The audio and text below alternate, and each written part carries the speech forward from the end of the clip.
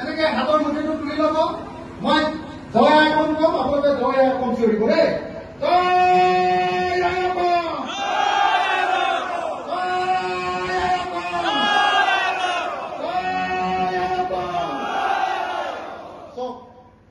মই কৈছো, মই অসমৰ ৰাইজক কৈছো, এই ৰেকৰ্ডিং হৈ আছে, বাঙালী মানুহে জয় আইকন চিঞৰি আছে।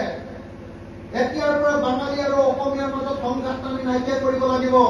সকলো মিলি জুলি জীয়াই থাকিব লাগিব। মই সকলো